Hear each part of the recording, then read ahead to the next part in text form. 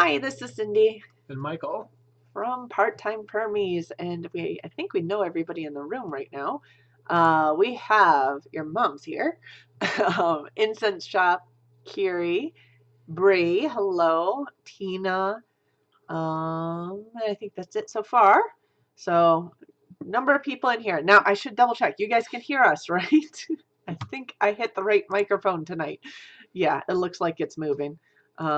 In fact, it may have been a little louder than needed. But hope everyone's having a good week. And there's Tim, soon to be live from somewhere in the frozen north. We're not frozen at the moment. We were raining all day today. Yeah, it's been kind of rainy.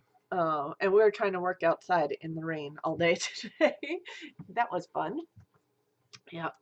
So, and I know there's about a 20-second lag between us talking and it going through. So, again, if we respond to you a half minute after you post something, that's fine. That's just the way it goes sometimes. And the yes, I'm assuming, is for hearing Sound. us. Yes. Good. Good, because we have a whole number of things to go over today. Let's see. For the first time in several weeks, I was able to close the door to the coop. The doors have been so swollen due to all the rain. Yeah, that does happen. Ours get a little We get sticky. icing and swelling in the winter, and some swelling in the summer. We get more swelling in the summer. Actually, it gets it shrinks in the winter with the cold, but then it does get. Watch the ice around it. Yes, yeah. Sometimes we have that problem. But sometimes I don't even close the coops all the way down. I leave the pop door open and just make sure, because there's in the winter coop there's a fenced in run. So as long as that door's closed, I pretty much leave my pop door open, so I don't have to worry about letting them out in the winter. You have the same cup, Tina. Well, we have two versions of this one. We have the American. It's hard to see on this. We have the Great American Farm Tour logo. And we have the Just Plant logo. I think this was the first one. That was the first one. And then that was slightly later. So it did end up buying both of them. Yep. Hi, Valerie D. How are you? So we're going to go over something we've been working on since last night on our mushroom decoction. I was going to do a different topic, but we've been so busy this week that I just decided to do on our blog just our little recipe on how to put together our mushroom decoction, which is kind of a good winter healthy drink that you can have. So we'll go through that. We do have, I promised to go over the permaculture class from last week, so we'll go over that here soon. We did get one video out again. We got the Foraging with Daryl Patton video out, so you can check that out. That it would be. Did you send him a link yet to his two videos? I sent him one to the old video. I got to send him one to this video. Probably do that this week. But I did get one sent to the old video. I don't know if he got it. He didn't respond to it, so we'll see. Yeah, shrooms, Tim. And then we have Ask the Chef, of course. So we're not actually doing a featured forage food. We're doing the mushroom decoction. Well, that's all from it is all previous forage. Yes. That's how you use it. Yes, exactly. It's more of a how to use it rather than. These are less culinary and more medicinal, general health. Yeah. So yeah, there's more limited ways that you would use them. You wouldn't necessarily drink this one for the enjoyment of it. It's not horrible, but it's not great. It's definitely, yeah. It tastes like burnt coffee. And bitter, and yeah, it's. So, and we do have a new project going on, which is why we were working. Oh, Liz here. Hey, it's in the middle of the night for you. Hi. Yeah, I was going to say. Hi, Liz. Nice. Thanks to join us. Sorry I missed your show earlier today. I've been catching more and more of them. But yeah, so we do have a project going on outside that I'll give you a little hint on.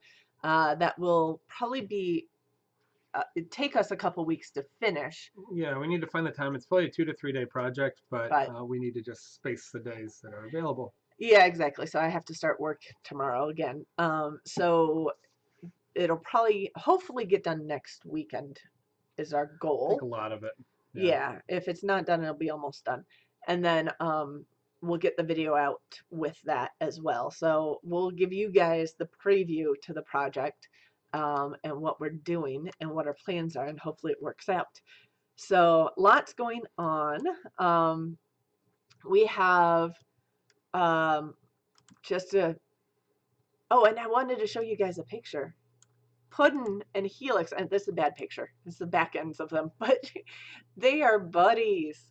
Puddin is our dog who just joined us a couple months ago. If you guys are newer to us, she's extremely shy, but she's definitely starting to accept me quite a bit more. She's following me around the house. She's accepting you as well. A little more shy with you at this point, Yeah, I but think. she's around. Yeah. She follows us around a lot. Yeah, she accepted him more first, but then I started walking her more. So, that's kind of shifted a little bit. But she's good. She'll let me put a collar over her head, but she won't let you do it yet. Yeah. She shies away and turns it into a game. But so Puddin's doing well. We'll get an update video on her out here soon. I already have some footage, just got to put it together. And let's see here. I might as well start with the mushrooms. So this has been a project since last night. We started putting together a decoction of 4 mushrooms that are foraged that all have some general health adaptogens. Yeah, benefits are they fit into the class called adaptogens or adaptogenics. Yeah. Which is a non-specific or holistic positive attributes without being a steroid or something like that. So they have, yeah. So the whole non-specific whole body effects. Yeah, and there's a whole class of adaptogens, not just mushrooms, but mushrooms are a large part of that. Thanks, Tim Beverly. And so so the 4 mushrooms here are chaga in the upper left.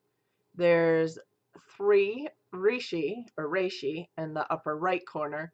There's a bunch of dehydrated maitake, or also called hen of the woods, in the bottom right corner. And the bottom left corner is a bunch of turkey tail, which I was able to get from my parents' house because we don't have it growing here. And that basically went into this crock pot full of water, and we let it go on low for 10 hours. Bandana Grandma is here. Hi, Bandana Grandma. So we let that go for 10 hours, basically overnight, and then our crock pot, it was on low, but our crock pot, of course, turns to warm, so it keeps it warm all day, and it's been going on warm all day. And you were canning it. Yeah, we refreshed. We're going to do one more extraction on it because you can use it 2 or 3 times depending on the chaga how long you simmer it. Yeah. And you can pull it off successively or have it. I took about 4 pints, and we've had a little bit. Yeah. Took about 4 pints while it was warm. Just threw them into jars and canned it. It's got no sugar in it, so it won't go bad quickly if it's refrigerated. Yeah. But eventually, it'll probably pull a little bit of mold or something. So we figured because it's valuable, that it would be best to actually go through and can it. Like we said, we don't can a lot that often, but this one seemed like a real good bet. Let's get it canned, whether we refrigerate it or we leave it on the shelf, because you use it in small amounts, an ounce or 2 at a time. Yeah. So basically, just a couple ounces, and you could take it about 2 to 3 times a day. And it's supposed to help, basically most of these mushrooms are immune boosters. They're really good immune, So cold and flu in the winter, as we change seasons, winter, we go through the flu trend that comes through the country. Yeah. It's a big preventative. Useful for that. Yeah. It's good for general energy, but not, it's like a natural energy drink without being a crazy energy drink that gets you hyper and jittery. It'd be more like taking a B12 shot. Yes, it's a lot more like having some B12, and it can be good for general restoration of your body and recovery, and it may have some anti-cancer, fighting general diseases as well as internal. Turkey tail, reishi, and maitake all have quite a few studies on cancer. Chaga a little bit less. although it's been used too. But as far as cancer fighting and immune boosters, especially after chemotherapy, that's where there's been the main studies for related to breast cancer with maitake, which I already did a blog on maitake, so you can check that out. My blog link is in the description below. But I'll get through probably some of these other ones in the blog eventually here as well. But maitake has definitely been studied in relation to breast cancer and colon cancer after chemotherapy as far as helping boost the immune system back up. So those are, phase 3 trials even. So they're pretty well studied on those. The other thing that can happen is, so adaptogens can have general well-being Yeah. and general stimulation, but not overstimulation.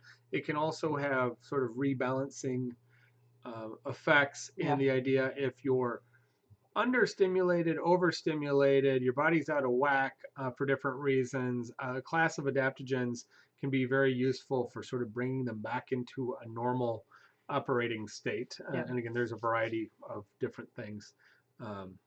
Ginger and ginseng also fit into different activities, but also considered adaptogens. Turmeric, because they do similar type of activities. Yeah. A lot of it could also be antioxidants. So. Yeah. But yeah, this is about 2 ounces in water. So we learned to make this last winter. Nabi was making it and making it available at the market. And it tastes really bitter. Very bitter, very coffee-like, a little chicory-like, but it's more like a very dark coffee or stout. It's not sweet at all. You can put a drop of honey in it. Oh, Tim Beverly, that link is to the Lillie house, which I'll get to in a minute. That's where I take my permaculture class. If you go a little bit further down in the description, you'll see the link to our webpage, which has the blog.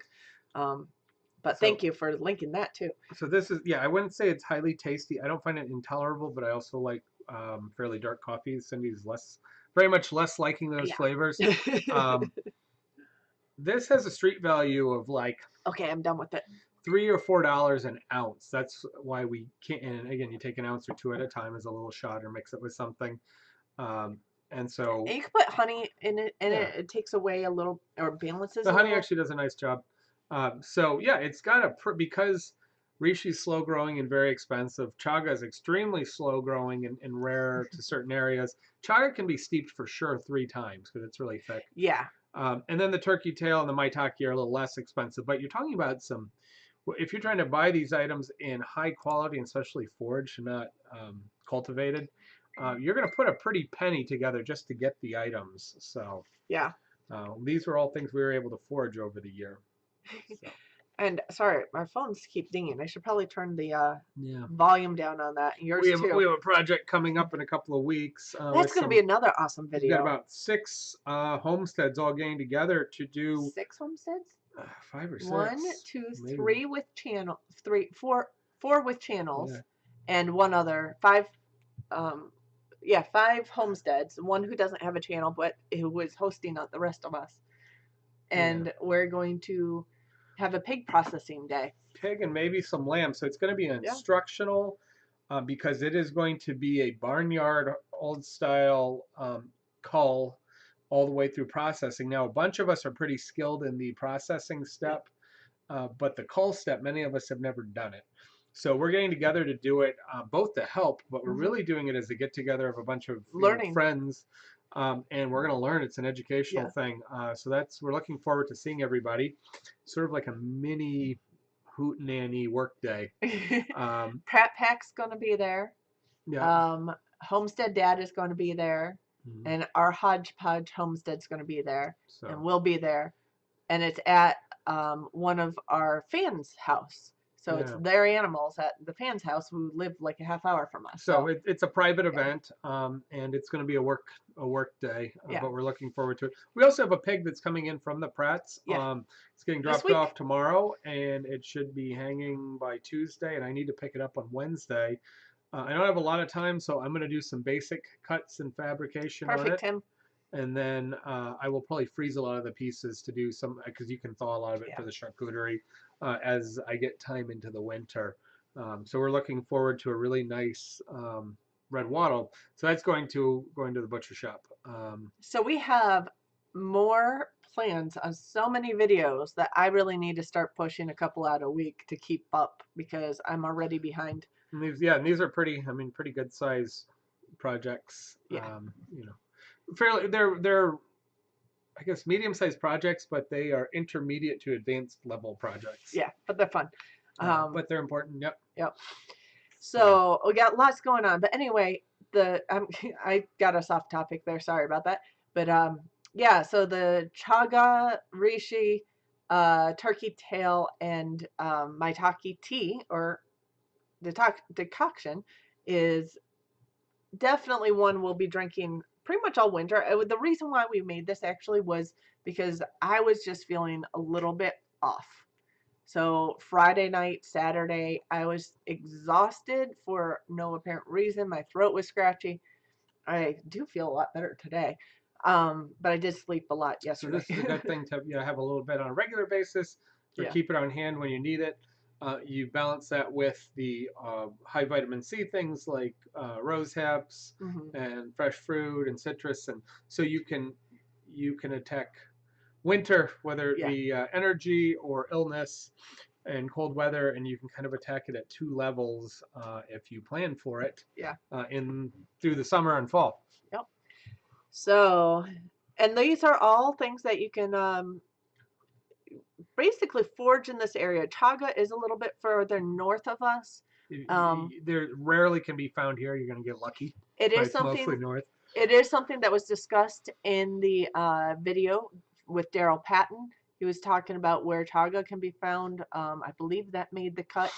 He noted that in the northern highest levels in South Dakota, North Dakota, South Carolina. In the mountains at the highest elevations, South Carolina, North Carolina, he can actually find chaga in moderate abundance if you look carefully. Yeah. But only, I think it's at above 4,000 feet. So you really need to be way up there. And when the tree line changes and everything changes, you can do a little hunt around. And he says, surprise, you can get it in the south, but it's going to be at high elevation. And here it really is northern lower peninsula that you find it, or in the upper peninsula. A lot of it is in the upper peninsula. Wisconsin has it too. I'm sure Minnesota does. Yeah. Upstate New York, and probably there's some, as you get to basically when your tree line changes and you start going to the heavy birch and aspen and pine, which overtake the maples and oaks. When you see that overabundance starting, that's the zone where you're going to be okay. Anywhere north from there. The rest of this, the reishi is found fairly close to us. The turkey tail should be on our property, is not. But my parents have it, so that's helpful. Common. And it's everywhere across the U.S. And the maitake grow at the base of big old oak trees. Daryl Patton actually boiled down his chaga, and he adds sugar to it and makes a chaga sweet syrup. It tastes sort of like a maple syrup, and it's quite tasty. He did this last year. It takes the bitter out and becomes quite tasty. Yeah, after his talk last year at the Homesteaders in America conference, he made buckwheat pancakes. No, he made them ground with one of the other collected seeds. And then had chaga syrup over it, and it was so good. It was. He gave away a pint of it to somebody. He did this year too. This year he gave a pint away. Yeah. He did last year too. So he might next year. So you have to go to the Homesteaders America. You want to talk about rare and expensive product? Giving that away is actually a pretty nice gift. Yeah, that was. If anybody gives you it, they like you a lot. Yeah. And it actually, the bitter part of this is the reishi, not the chaga. Chaga's not so bitter. So it's the reishi. Yeah. Anyway, so we'll go on to the next. Okay. Well, actually, I have some pictures. This is us boiling it down, of course. That's straight water. Sometimes people do a little bit of alcohol, a portion of alcohol, and a portion of water, which is a double extraction. Because it pulls out different things. But of course, don't put that in your crock pot, or especially over flame, because if you perfume the alcohol, it can become flammable. So you can get a little different extraction, or you can do the water boil and then you can add it in like 80 proof alcohol, cover it, and then you can blend the two back together to get a double extraction. But we haven't done that. Oh, yeah, you could definitely do that too. And you can actually, the other way, other than canning this, the other way you can store it long term is actually just pour it into ice cube trays. Hmm. And one cube is, what is it, about an ounce? It's an ounce plus. So you can basically take 1 or 2 cubes and melt it and as needed and use it that way. Once you make a cube, though, I would pop them out and put them in a Ziploc bag because we know that they'll dehydrate Yes, sitting if you sit that's too true. long. So you want to get them into a bag. But Yeah. yeah, then you could pull them out as long as you don't lose power. You could pull them out and use them in portion as Yeah. needed. So, unless there's questions on what's in that drink, we'll go on to permaculture class, which was last week, which I didn't really get around to talking about at our live show, but it was a week ago on Saturday. And the topic of the class was more soil succession, so which I found kind of interesting. Now we've heard some talk on this before, but you know how most people um, really are like highly praised back to Eden, which is great. It builds great soil. Um, but what his talk was, you know, following soil succession and where you plant things, because if you think about how, well, plant succession, you have your fields, your grasses and grains and things growing, and then the brushes start moving in, and then you start moving into bigger brushwood and then forests. Um, and then more dense forests. The Back to Eden is kind of mimicking the forest part of that. So it's really, you know, the highest, you know, the furthest along in that soil progression. But there are some plants that grow better in that field type environment. And the differences between the soils is like taking your grass clipping mulches, your sometimes your animal manure, and other green manure. Late, small, quarter-inch twigs and sticks and Not even things on like that. the on Yeah. that one, not even the sticks and twigs so much, because we're talking about like what would happen in Yeah. grasslands. That combination when it breaks down, all compost like that breaks down as a combination of fungal activity and bacterial activity. But in the field type vegetation breakdown, it's more bacteria Yeah. rich and And much bacteria faster dominated. too. It breaks down faster, yeah. And there's certain plants that actually like that environment more. A lot of the European vegetables like that environment more. Your brassicas definitely like that environment more. They like the bacteria-rich compost. But as you start moving towards more wood chips, and you get kind of this mix of grass breaking down and wood chip breaking down, like on Forest Edge. The plants that like that are your berries, your brambles, and some of your shrubs. So that would be like where your raspberries would love that mix. Your Raspberries, blueberries, blueberries, your strawberries would like that. roses. Roses, yeah, and you know, raspberry, blackberries, all those types of plants love the overlap, the mix of both. And then if you get more into the wood chip and the or the branches even under 3 inches or even under an inch, those breaking down along with leaves, they're actually going to grow better trees. Your apple trees and Mhm. other well, apple trees are still a little bit more on the edge of a forest too. Fruit trees tend to be a little more forest edge, so you can have that mix in there. But your nut trees tend to be more deeper forests and things. So, kind of realizing how much and what balance of compost is probably better and healthier for your garden, and knowing which plants like which type of compost it actually would help as well. Now everything would do decently in some of that as it breaks down. It's just what proportions, you know, your brassicas are going to like. And I found the brassicas, even our eggplant, liked our sandy soil with more of our As long grass as they mulch. have nutrients and they Yeah. have water, the sand is because it's well drained. Yeah. It's actually good. So on the Back to Eden, there's a number of people we've talked to that have done it in recent years, and it works great for a and lot of some people. love it, but I've heard some very negative, personal responses, like just like the lasagna gardening, where a couple of years ago everybody went crazy doing sheets of cardboard, and many people had huge bug infestations that they couldn't get rid of because they were running natural or organic. And so that's one thing that I've heard is lots and lots of bug activity, and sometimes negative ones that eat the plants. Now that's going to subside because you've disturbed everything. But for the first year or two, it is a little bit off. There's been issues with that, and then also the carrying of the manual labor of movement of so much material. Yep. One person who not only had a bug problem, but they brought in lots of wood chip, is in the later 50s or early 60s. Like, you know what? I'm done moving that much stuff around. Yeah.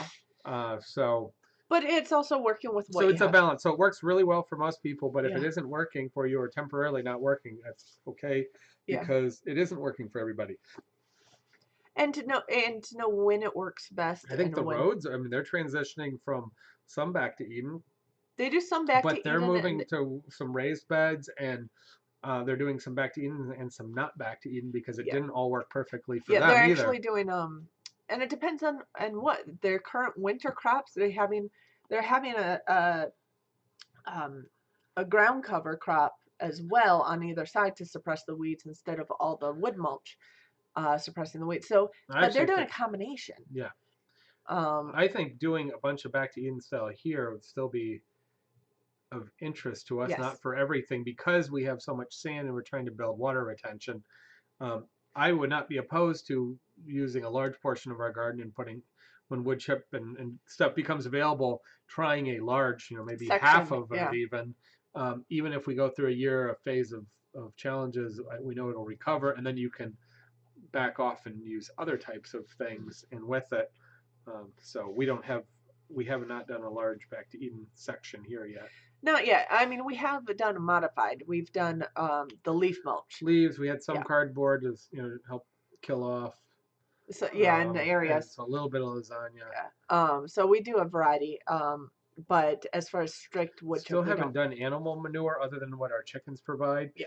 We have it available, but I need to connect up at the right times. We have cattle and horse and stuff. They tend to be dirty, so ideally you really want to compost it separate. But hot compost it, and you want to hot compost it to kill the seeds. Yeah, and to kill off any viral and other bacterial issues, pathogens. But I have to connect up with the right people and just take the time, even though I can get as much as I want as long as I scoop it. Time is one thing we're short on around here. But other things. So that was kind of an interesting discussion because Back to Eden's great. It will build long term. It will build your soil. Hugelkulture is great, but same problems with the wood. It will long term grow, dead zones, give you a lot of soil. And our Hugel's been fine. You just have to know what plant in it the first couple years as it's settling in and breaking down. So, but the other thing that we did was we got to walk in his gardens again and kind of see some of the fall jobs and stuff and what was going on. And he was able to start giving us plants, which is a part of this 6-month course. Is he's giving us some plants to use in our permaculture bed. So one plant that I've really like and really wanted to grow is something called sea kale. Yeah, we're gonna be, I think, all over it. He has 6 or 8, and he says they aggressively eat it, harvest, split it, and he goes, I think I'm gonna grow more because he eats it almost weekly in different forms. So this is sea kale. He's actually taking a picture from up above. This plant is actually about 3 feet tall. Yeah, they can get pretty big. And he used it for mulch as well and for compost. But what he's doing is actually splitting the roots. So he wasn't able to get in there and split the roots and give us each a section of root to plants in our own gardens, because this is the time of year you want to do that. So I was able to get some of that. Oh, you think I need a refresh? I haven't seen anything move there for a while. Just curious. Okay. So anyway, sorry about that. So we're going to now I have Commercial on my own webpage. That's too funny. Anyway, no, it's the same. So we have that planted now in our garden. And one thing that we do, you can harvest this at a lot of different stages. You can harvest it when those leaves are small as kale leaves. It will send up a shoot and have a flower that looks like broccoli, and you can eat that like broccoli. The bigger leaves you can cook down as well. So it's kind of a cool plant, and it grows in really sandy soils. It's native to the beaches of like Normandy, and if Liz was still in here, she's gone, I think. I believe along the coast of England and Ireland too. Yeah, Um, that's really where sea kale's from. yeah, it's from Europe, Northern Europe, and it grows naturally here as well on our coast, on our fresh coast here, along Lake Michigan. So you will see sea kale growing naturally here. So it's perfect for our area. And then of course it creates this big biomass of leaves that you, if you can't keep up with eating it, or it's getting too big and too tough to eat, you could cut it back and put it all over your garden, as a mulch or green manure, and it'll grow back new leaves. So it's definitely an awesome plant. So we're going to do that. Yeah, Carrie, that would be awesome to try hugelkultur on your Yeah. rocks. So we have now the sea kale. I think it's 6. You can get 6 different culinary forms Yeah. off of it, based upon how you treat it and use it through the year.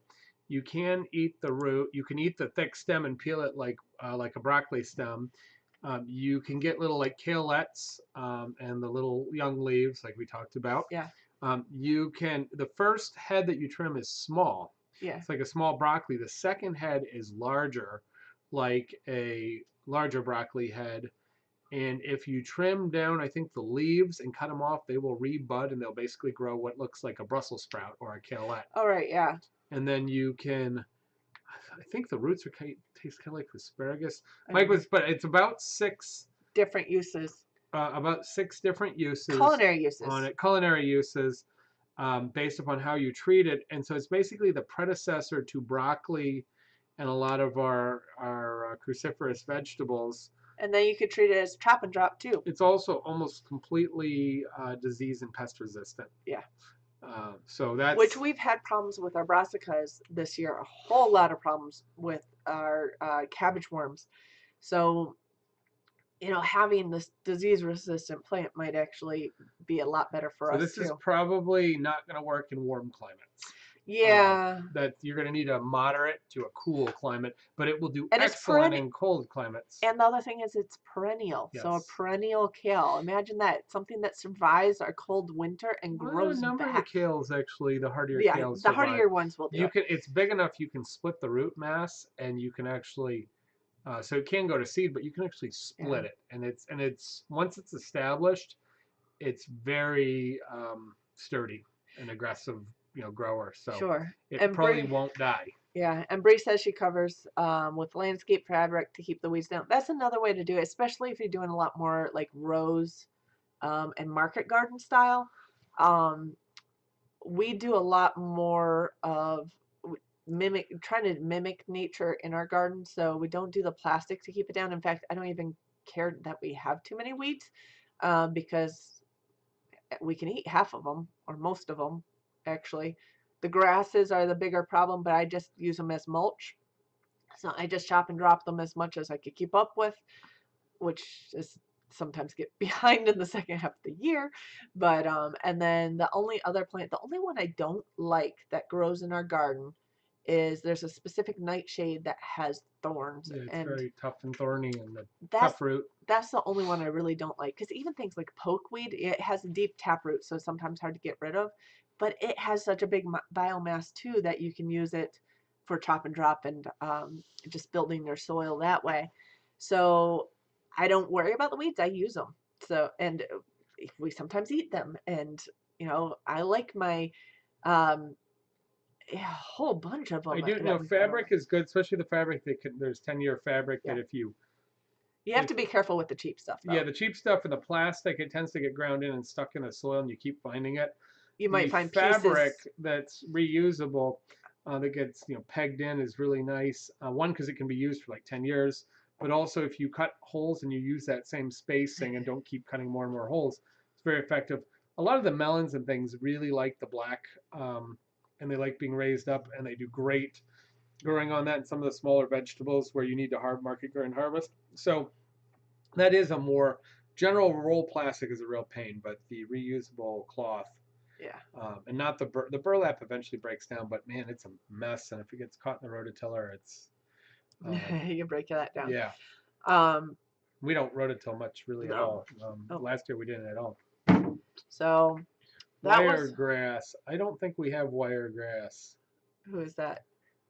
Oh, okay. So that's like that's the creeping grasses, almost like the Bermudas and things, which you get. There are so many different names for that. Yeah. Yeah, you get those more in the south. When I worked in Atlanta, in fact, most of your lawns are built upon those. They grow very aggressively, and we have a very small amount of that here. We basically have a little bit of a fescue. We have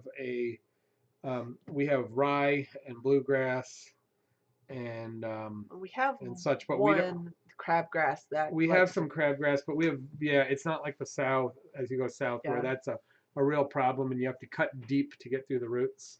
Yeah, Get rid of it. The crabgrass I pull out, but I find our root vegetables grow through it pretty well, and we'll start breaking it up a little bit. Yeah. So I did potatoes around the edge of our bed, and some of the grasses did come in.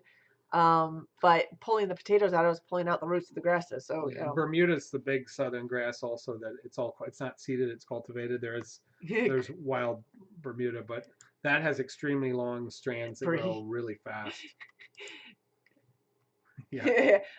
Turn that P upside down, and that's what we call it. But yeah, I get that name too. Yeah. So yeah, another thing that is on my wish list that I would really like to be able to get my hands on sometime is a fig. He has this fig that's still producing, even though we've had frosts. It's right against the side of his house on the southwest side of his house corner, and it gets a bunch of the rain off the roof. It's in perfect place to stay warm and be modified. It's next to the driveway, so the driveway holds heat too. Might be able to put a fig in our greenhouse. We might be able to. Oh, that would be fun. Might be able to hold it through the season. Yeah. So the hard thing up here is getting the fig to it'll grow and it'll come back, but getting it to have long enough season to get ripe fruit. And at Lillie House, they do get some.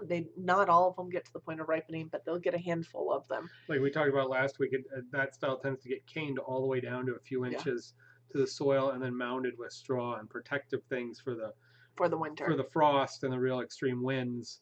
I have another picture. He has one of those little plastic greenhouses over the main part of that. Where if you're further north, you might cane it back a little bit, but you could choose so it could have a faster start in the season instead of taking it all the way down to the ground. So you've got to wait for full development and then fruiting. If you don't watch it, we didn't even talk about our project. Okay, since you brought up the greenhouse, that's our project right now. So we went shopping last night to pick up supplies and for our greenhouse. So we have a door, basically a storm door. One of the least expensive storm doors that we could find. Yeah. But that has a window that you can open from the top with a screen in it so we can vent. It's not a full glass, it's a 3/4 glass. And and one thing if you're doing this is we wanted to find one where you could put the screen at the top instead of just in the center or bottom area, because the heat goes to the top of a greenhouse. If we're trying to vent it, it won't go all the way to the top, but we want to get as high as possible, where the air is easily leaving. So we did upgrade one model, which was like $25 more, to have a better window, and it happens to have some it's a little heavier hardware on it too. So, but we're talking like $150. No, it was it was like, but then we're on special, so we're talking like $130, $135. Yeah. Cheapest one was $110. Now you can do a restore or a salvage, but sometimes it doesn't have all the hardware, it's beat up. And for this, we thought we'll just get it new. That's probably the single most expensive item for the whole greenhouse build. Yes. So the other things on there are the electric conduit, the metal ones that we like to use up here because the PVC ones Yeah. tend to crack over time and stuff. So the galvanized, we Yeah, decided on 3/4 inch. yeah. I'm just reading the husband told me he probably chopped out most of that Ach, tree by the oak tree, and oh my heart jeez. sank. Oh no, it was a fig tree. Ach. 5 years old, never fruited. The bottom is coming back. Yeah, Yeah, and if you it may have come back. roots, it may Yeah, not be all bad that it was chopped down, but yeah. yeah. And then Tim Beverly tried a fig tree and it died. Where are you at, Tim Beverly? I forget what state you're in. There's a number of them that will work in colder areas, but Yes, yeah, the Chicago hardy is Chicago hardy is, notorious yeah. for working in. It's like the only type that'll grow up where we are in Yeah, without Southwest Michigan. aggressively protecting it Yeah, and directing sun against walls and yeah. Although we had a things. neighbor in New York just outside the city who had a fig tree growing again right off his driveway. He had it going for a while and Yeah. getting fruit Then from he it. chopped it out to put tomatoes in. I'm like, why'd you do? Oh, yeah. He didn't even give us a split on it before he hacked it out. I know, right? He had it in the perfect place. Long Island, they grow a lot of figs. Mhm. You know, figs, persimmons, things grow just fine on Long Island. Yeah. Which is just half Well, a zone or a zone better off than we were. yeah, they get a lot warmer being surrounded by water. They get a longer. It's also the longest season on the East Coast when you get up into portions of Long Northeast. Island. Or all of East. All of the East Coast. Down to Florida. You get more light because it's further north. You get longer days. Oh, it's true. That's So true. yeah, and because it's further east and the moderation of the ocean climate with the ocean and the warm water. They actually have some very nice vineyards out there that are fairly small but fairly pricey because they're producing some phenomenal small batches of wine with those conditions. Yeah. So anyway, we bought materials. We're doing this with electric conduit off of our front porch. We're using our house as one wall, which our house is brick. So we're going to be using that passive solar heating of the brick and the cement porch and build it out a little bit further with the conduit so it's a non-permanent structure. So we have that classic ranch front where there's a little bit of an overhang that comes out further than the rest. Yeah. It's like a faux porch. It's about 4 feet wide. It's completely useless. It's a little slab thing. Too skinny to do Nobody anything. can. I mean, it's just silly. So we're going to extend off of the soffit of that little overhang, which comes out an extra 3 or 4 feet, and then utilize what's there. So we'll get 18 feet by 8 or 10 feet. Greenhouse. For $400. Our goal is $400 for this build. And we're going to be real close. We might be maybe $425. Had to get a couple. We decided to strengthen up the door frame a little more. Yeah. So I had to get a couple more things. Extra pieces. And I've got stuff coming in the mail. Some specialty connection points for greenhouses that I couldn't get locally. Virginia. The fig should grow there. Oh yeah, it should be fine. Yeah.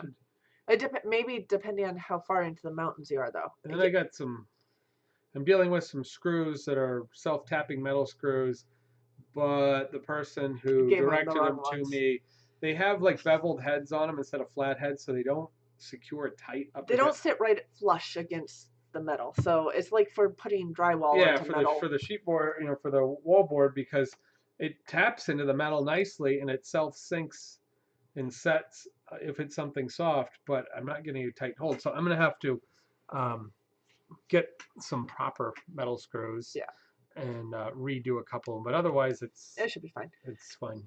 Yeah, and I'm bouncing around a lot here because I'm trying to get through everything that I had on my list today. But if you guys who have been with us for a while, you know that once a month, on a random day, once a month on our live show, we do a giveaway. And so we needed to do this giveaway today because it's the end of the month already and we haven't done our October one. What are you looking for? So what we're going to do is, now the rules to this is we're going to ask a question and we're going to ask a question where that you guys have to answer. The first person that shows up on our screen will get the prize, and you also cannot have won a prize in the last what did we say, 4 months? 3 months. 3 months. We'll say 3 months. We haven't even gotten to 3 months of doing it. So the last 3 months we've had 2 winners so far. So Noah's Ark's not in the room, and Mandy Sims is not in the room, I don't think, tonight. So they were our last two winners. Close to the coast. You should be able to grow fig trees there, I think. Put them in a sunny, protected area, something, yeah. maybe get some reflection of sun off of some rocks or You might still have to buildings or protect it in the winter barns. when it's Yeah, you may have to yeah. cover it in the winter with straw or a little cap, but yeah, you should be able to get a fig to grow. Okay, so the prize, and I told Amy Fuel that we're going to be giving away her book. I'll see it hopefully in a moment here on the screen. So the Homesteaders, the Homesteaders Herbal Companion by Amy Fuel, who puts together the Homesteaders of America conference, and she put together this nice book on how to use various herbs, medicinal uses, culinary uses as well, how to make decoctions and teas and tinctures and lotions and salves and all that sort of thing, and what's good for what uses. So we're going to be giving this book away. It's really easy to read, gives a lot of basic information, gives recipes in it. I've looked over most of it. I've kind of skimmed through some areas and reading it, but it has some good sections in there. A lot of information. So we're going to be giving that one of those away. We'll mail it to the person who answers the question correctly first. We have 11 people in the room, so that's awesome. So I had thought of a question earlier, so I just want to make sure. Yeah, okay, make sure I wasn't missing anything here. So the question today is the first person to name one of the 4 mushrooms that we put in our decoction. The first person to show up. Should have to name like 2 of them. I think 1 is good enough. Not everybody knows all these mushrooms. But the first person to name one of the 4 mushrooms that we put in our decoction, you could go. And it'll take a second because we're having a 20-second lag on our end, but it's the first person who shows up in our chat screen, which could be different from your end if you have a lag in internet. That has happened to me before on the Prats. So anyone going to guess one of the mushrooms? Anybody want this book? And it's quiet. Oh, oh, oh. Nope. Not shiitake. Nope. Not chicken of the woods. You're really close. No. Yeah, you're very close. Chicken of the woods is a different one, and we use it. It's a culinary mushroom a lot. Oh, another shiitake. That's wrong. No, not shiitake. Okay, guys, you can do it. Turkey tail. Tim Beverly got turkey tail. Turkey tail is one of them. Yep. So maitake or hen of the woods is the same thing. Maitake, not shiitake. Maitake, hen of the woods. Chicken of the woods is different. It grows up on a tree. Yellow. And it's kind of yellow to orange. Yellow to orange. Yep. Yeah. So Tim Beverly won that. We also had chaga in there, and yep. Now I'm seeing other things come through. Yep. Tim Beverly, yes, you won it. So what you need to do is you can send us an email with your address and we'll get it sent to you. Congrats, Tail. And we'll get that sent to you. We're just going to order it straight from Amazon and get it sent out. Tim, yes. And, but you need to email. Reishi was the 4th mushroom, by the way. Oh, yeah. Reishi, chaga, turkey tail, and maitake, also known as hen of the woods. So, yeah. Dang, too late. Yeah, a couple of you guys got it just a minute or two after Tim did. At least how it came up on our screen here. So definitely email us at our email's part-time permies, all one word, parttimepermies@gmail.com. So it's not too hard to do. It'll come as an Amazon order. So. Yep, and just let us know where to ship it. Cool book. If you didn't already get one, you were at the conference. You were volunteering at the conference. Mm-hmm. So hopefully you don't already have the book. If you already have the book and you want to donate to someone, you can always do that too. Just let us know where to ship it. So cool. We did that. We still have one more topic to go over. So congratulations to Tim Beverly. Actually, I should write that down just so I don't forget for next month, because otherwise I will forget. Um, oh, one other thing that we needed to do was to go over the Ask the Chef question. This is another thing we started doing every week for people who have questions. Um, Anything cooking related, because of course Mike's a chef. Uh, Tina Marie posted something on our Facebook page, which is linked in the description below if you want to. Actually, Facebook group, not the page. Those things get confusing. Um, so what I do is I post a question, I put a post up saying, "Ask the chef," and we'll answer tonight on our live YouTube show. And Tina Marie, which is Tina Noose in here, asked the question, what are the benefits of the different oils, flavor, high or low heat, etc., for extra virgin olive oil, otherwise known as Evo, coconut, canola, Crisco, red palm, butter, ghee, and what would you suggest we cook with each of those? So It's a big question. oils are kind of a big and somewhat misleading, or they're overly hyped because every person who sells an oil thinks they have the best oil and want to market it. Yeah. So they'll tell you all kinds of things. Calorie wise, they're all the same. They're all 9 calories per gram. But you basically have a couple of things. You want to look at how they handle under prolonged or high heat. So that's frying, sauteing, cranking that heat way, way up. So you get to a point where they start smoking. That's called the smoke point. They're starting to break down, and eventually they're going to get acrid and get a bad flavor. So the smoke point is going to tell you that some of it's breaking down, and that's kind of the threshold for it. It's okay to bring something to a smoke point right before you sear it. It's not okay to have the smoke point when you're frying. That's bad, because you're probably going to end up with a big fire, especially with the wet things going into a fryer. But smoke point prior to sauteing, the little oil is fine. And then you have the flash point, which is the point where it actually catches fire. And you can look up all of those. They're pretty well documented. You have flavor, everything from neutral or light, sort of not offensive or real noticeable, to fairly noticeable. Olive oil has a pretty noticeable flavor. Unrefined coconut oil and palm oils also have a pretty specific flavor.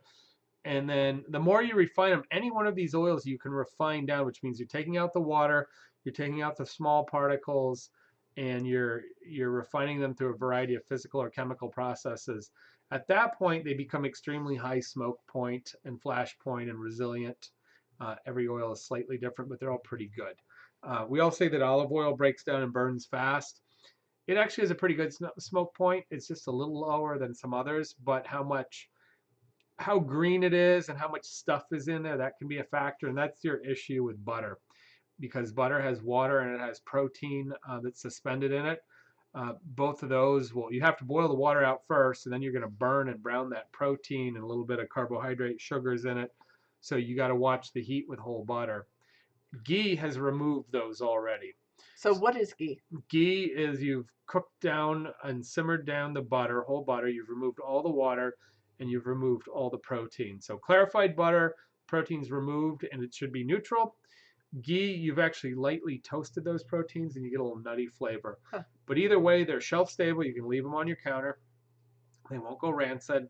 And because part of the rancidity process, you need water, you need moisture. So if you keep them capped, they won't go bad. And you can high heat sear with them because there's nothing in it that will burn. So it has that advantage. Very high heat smoke oils are canola, grapeseed oil, cottonseed oil, your vegetable oils. They're all very good, as well as a lot of animal fats as long as they're purified. Nut oils and things like that tend to be more aromatic, and you don't really cook with them. You kind of finish with them, sort of like a sesame oil. You don't high heat sear with it. You add it towards the end of cooking. An extra virgin olive oil, would that It's a combination. Depends on how green. If it's an unfiltered, then Mm-hmm. definitely not. If it's got some green particles and see how much sediment's in the bottom, it's not bad. But I would cook quickly with it, and it's also expensive. The more heat you apply to it, the more some of the nutrients can be broken down. So if you're Yeah. using it for a nutritious item, you want to limit the heat to a short period or use it without heating it much.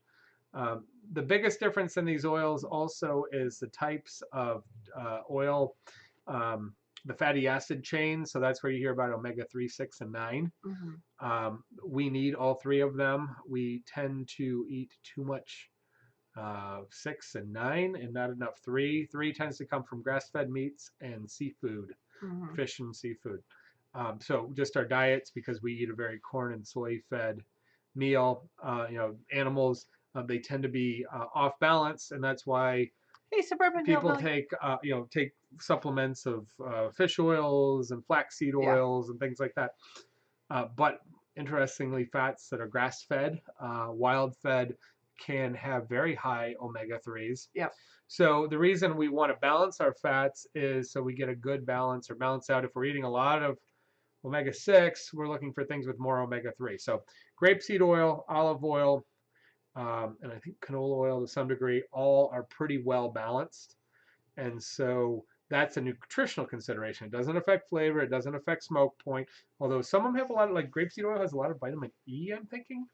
And that vitamin E, I believe, may break down under heating. So you'd use it as a more of a raw oil. Um, so flavor's important, smoke point's important, and then nutritional balance. Crisco is basically vegetable oil that used to be hydrogenated. Now they go through other processes where they don't hydrogenate it, but they make it thick and creamy, either thickened or creamy, so it behaves like a fat or a lard. Um, the ones without trans fat are generally considered okay, much better than the ones that used to be produced with trans fat. They're probably still not amazing. Honestly, I think a lot of ways just using butter if you're going to use something thickened, although butter's a lot more expensive. And yeah, and then there's coconut oil is a Hi, little. Four Horns Farm. Sorry. The other thing you can look at is none of them will have cholesterol. If you've got so never get confused. If it doesn't come from an animal, it doesn't have cholesterol. Cholesterol is only produced in animals. However, it can be saturated. Saturated means it's just a longer, thicker. All the connections on the chain of a fatty acid are filled, which means it's a little higher calorie, but it's so small you don't really notice it nutritionally. But your body breaks it down a little bit differently, and it tends to be thick at room temperature, either or hard at room temperature. Mm. So trans fats are needed for like baking, or not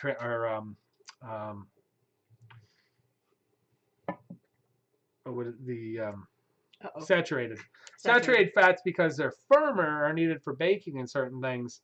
But sometimes we eat too many saturated fats, so we look for these more open chain fats, but they don't have cholesterol, so that's a common misconception. Yeah. And so coconut oil and palm oil and all those things, those are saturated fats. So they used to be considered bad fats. Bad only next to trans fat related things, man-made animal fats and high cholesterols. They're kind of like in the second or third tier of avoid them. Well, your body breaks them down differently and uses them differently. They are probably among the not as useful, but if you're not eating a lot of them, your body can react and not metabolize them all as well, and that's where some of the diets are based, that it might be okay to have some palm oils. Now, there's a lot of palm oils and coconut oils and things in shelf-ready pastries and cakes because they hold up well. Palm oil is eaten through much of the world because it's cheap. It's easy. Oil palms grow easily through tropical areas in much of the world, and so that was the available oil to be used. We didn't use a lot of it until recently, except for industrial processes, because it was considered to be a less quality Now with the trans fat, everybody goes, oh, we'll just use palm oil because it's saturated and thick, and we can do these baking items. So there's a kind of a give and take on that. Also, a highly refined palm or coconut oil Uh-oh. may not be, it can taste kind of acrid and bad. I've had rancid, very little flavor, strange flavors. Huh. Whereas because it's chemically processed or heat processed, whereas sort of like olive oil, when you do a cold process and pressing, that's not chemical extracted, you can get these virgin or extra virgin and organic coconut oils. Olive oils. No, coconut Okay. oils. They actually have some light, palmy, coconutty flavors. We have one right now that we're working with. It seems that people think that those which are twice as expensive as just this regular palm oil, blended oils, they may have some health benefits, which would be very different to these highly refined ones, which probably have no great health benefits. They just are cheap and easy to put in baked goods. Coconut oil fixes everything. And it really does taste good. I mean, I make rice with coconut oil sometimes. I use it a little bit. I keep some around. So it's a good thing to use, but I would not use it. People that have converted to using coconut and palm oil for everything, that's my understanding is that's not the best. You should use some grapeseed oil, olive oil, or plain vegetable oil as probably more regularly than you use coconut oil. And butter is a lot better than people realize. It's just expensive.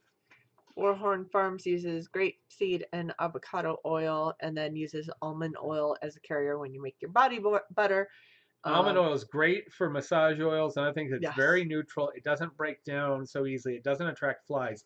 Olive oil, one breaks down, goes rancid faster, but it also attracts flies. Huh.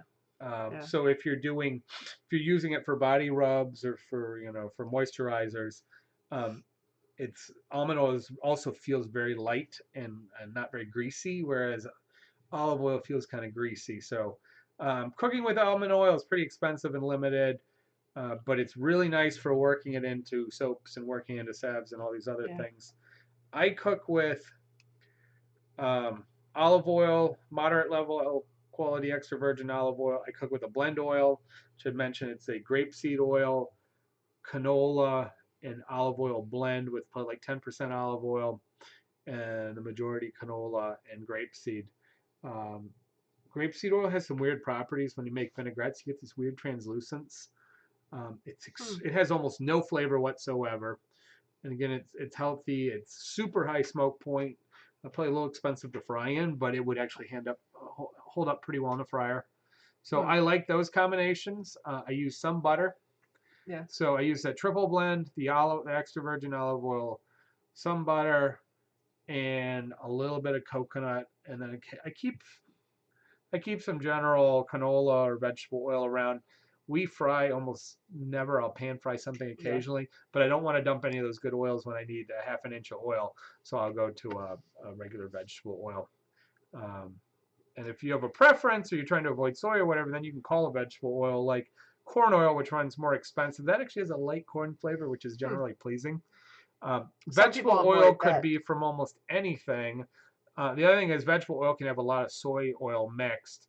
And so some people that have soy allergies may want to know what oil is in it. And that has to do with the commodity market. It's so refined, they don't really care. Whatever's cheapest, they'll gather the oil from it.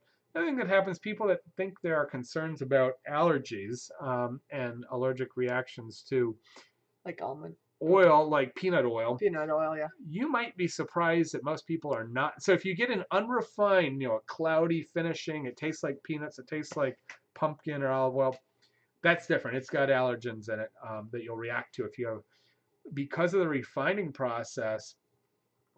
I'm not going to say everybody, but most people that have peanut allergies, if you have a highly refined, like peanut frying oil, it's actually very unlikely that a lot of people will react to those. And people are definitely afraid of them, but often it's not an issue because those allergens and the immune responses are chemically filtered out. Cottonseed oil, we know we can't eat cotton seeds because they're poisonous. Animals can't eat them. Canola, which is rapeseed, is also poisonous, but we chemically refine and extract that toxin to 100%, so it's not in there at all. And cottonseed oil and canola oil are phenomenal cooking and frying oils. And there are people that just will not touch them. They're very concerned about them. But my understanding is, I mean, they're refined enough to remove it. Once you remove that item, you know, they're very good. I did hear there's a new patent out. There's a guy who has created a genetic, so it'd be a GMO knockout where they've removed the toxin from the cottonseed, which will make it immediately refinable or actually feedable to an animal to eat it, and that they're waiting on approval. I just heard that this week on the news. Make it approved, which is actually, that might be one place where a GMO use where they're simply removing the one protein. Yeah. That's been a quest for 300 years to how to make the cotton seeds not usable because they're a waste product. Yeah. So that's a variety. Well, you use it for seed. Well, yeah. So that's. So I just heard that's going on, but you can chemically extract it once the oil's removed.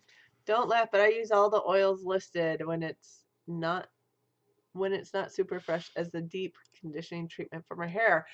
Yeah, I mean, it's probably fine. I mean, it's true if they're truly rancid, which means rancidity. So usually the water gets in it, and then air, and then light, and actually salt can affect that. That's why a lot of oils are in darker containers. Yeah, and they're somewhat sealed. Yeah. So once they go rancid, they start smelling like rotten fish. And in fact, then rotten fish smell like rotten fish, not because they're actually going to make you sick, other than the smell makes you what.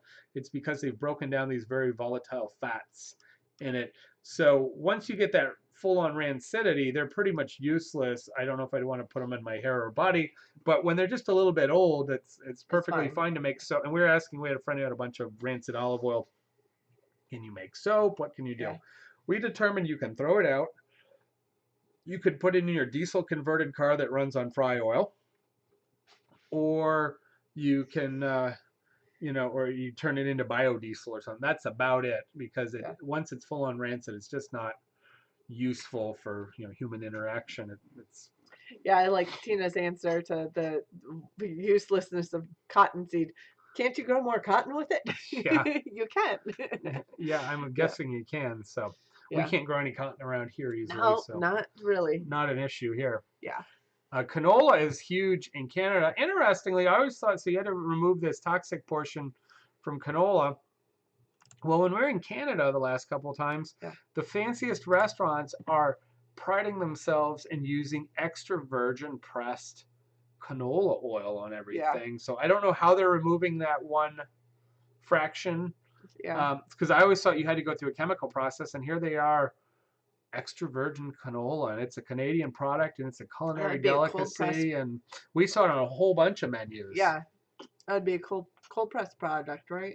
Yeah, like so it'd be cold pressed. So I don't know if they have to put it through some form of a column extraction, or what you can do to attract and remove that one problem from it. But they seem to be doing it, unless they've removed. I don't know. Yeah. But it's definitely all over the menus. Yeah. Anyway. And I know people that definitely will not eat cottonseed or will not eat canola because they just aren't sure if everything's out of it. But cottonseed meal is a fantastic all-natural fertilizer for acid-loving plants. Huh. There's a use for it. We're not in a cotton area, so. When I lived in Memphis, I lived right on the Mississippi, and there are cotton fields real close. When you got into Arkansas and you got south into Mississippi, there were definitely cotton fields. Yeah. So absolutely for conditioning hair, the oil's fine for that. But as long as it hasn't gone too far, I guess it is.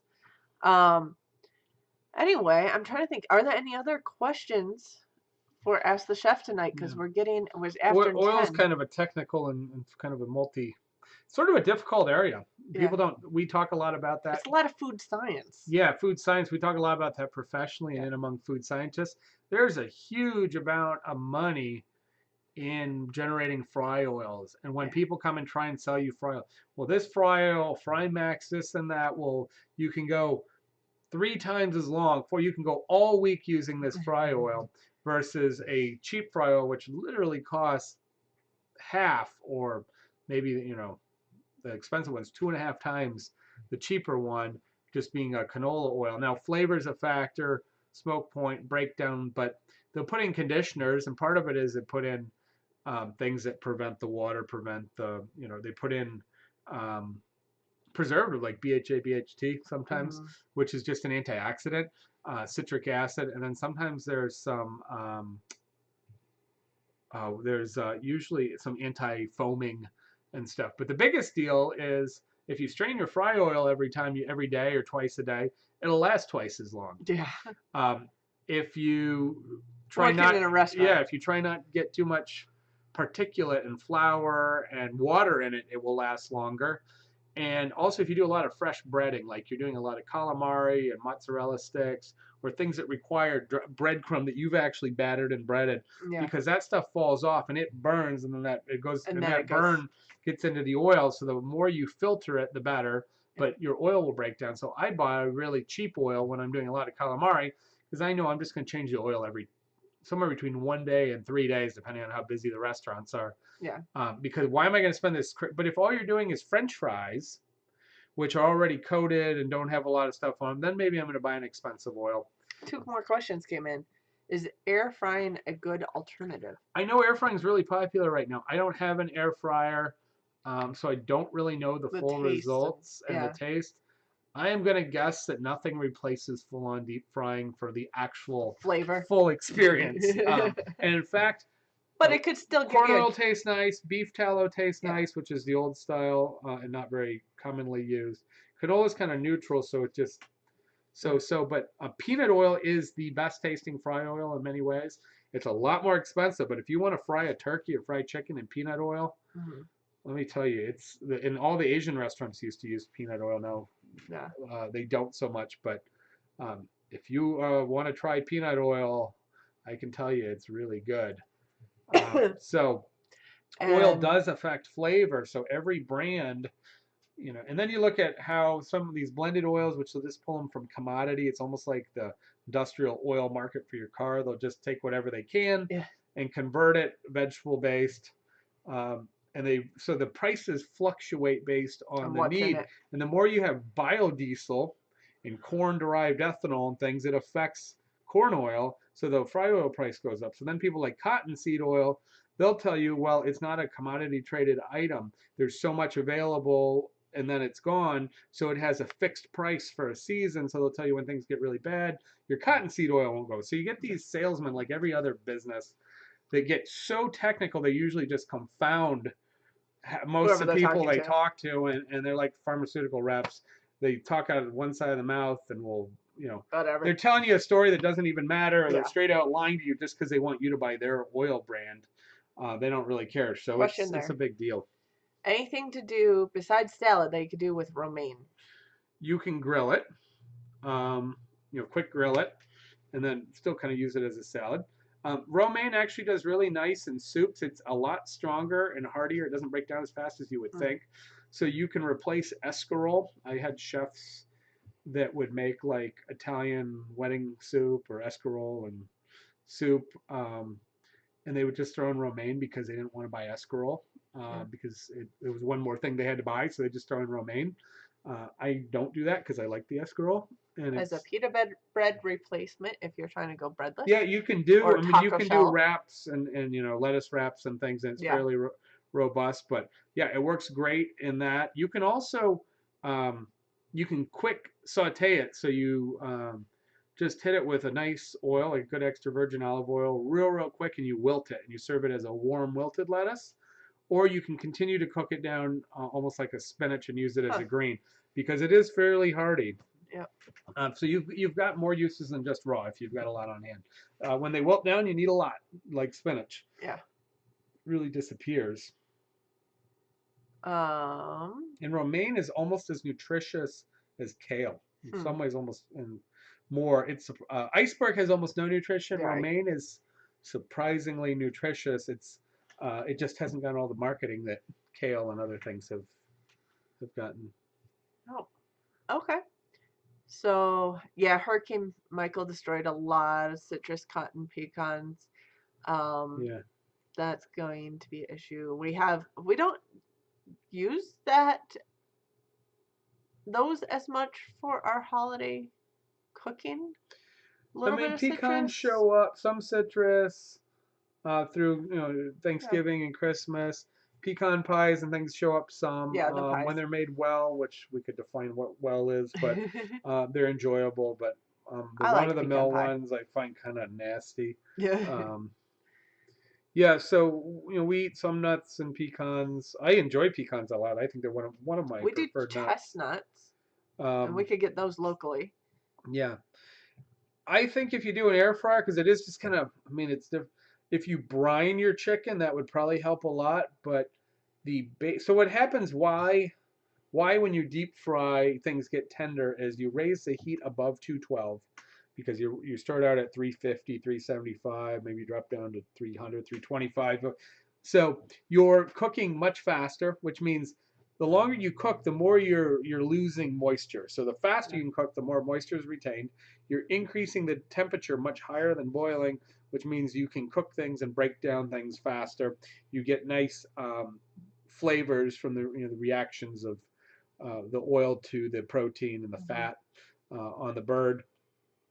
So there is physical activity happening, and you have a heat sink. So when you have a large pool of hot oil, it cools down less when you put in some frozen French fries or a cool bird in it. So you use it as a heat sink. So the technology of deep frying, while it's should be somewhat spared health wise for not everything, it's a really good technology for frying certain things and developing good flavor.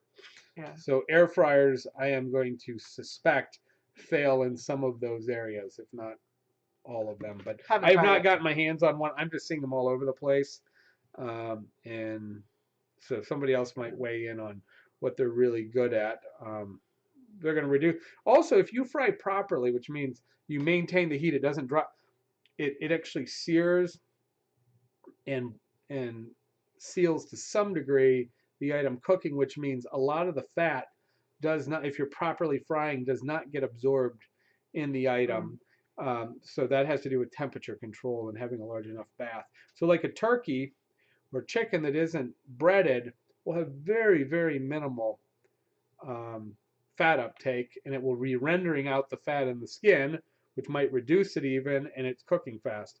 Now, the more you bread it, breading absorbs fat. Yeah. So you're going to increase dramatically the amount of fat in I anything. have a feeling that's what air fryer is. You're Yeah. breading something and it's just trying to cook it, make it kind of like crispy, kind of like what you would have out of a So fryer that way. if you're lightly coating, like Yeah. flour coating it, you're going to have a limited fat uptake.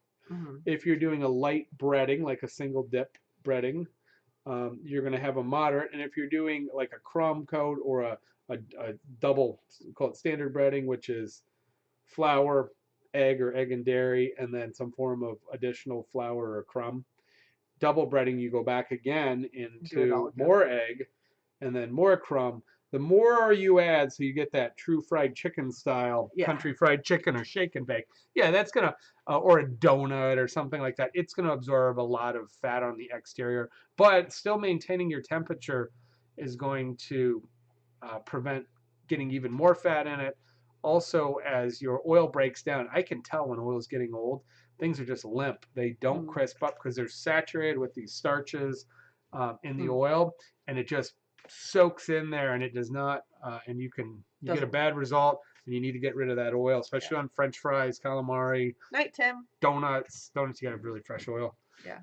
So frying is done properly and thinly coated is not the worst thing in the world. Think about if you sear chicken or fish or a steak in a cast iron pan and you have to put enough oil to coat it so you have heat transfer, because that's why you use oil, so you can easily get the heat out of the pan and then touch all levels of the meat or vegetable. So if you're using a couple tablespoons, an ounce or so of oil to coat a pan, it's got almost the same amount of oil contact, yet when you pull that out, it sheds off the oil. If you pat it dry on a towel, even more so. Very, very little of the oil that you put in the pan is actually going to be left on the plate. So a fryer isn't a lot different than that if you're frying a turkey or chicken and you drain it well. Yeah, if it's not too breaded. Yeah, if you didn't bread it and you don't bread a turkey when you fry it. No. We don't fry our turkeys. They taste all right, but we have not been in the habit of frying turkeys.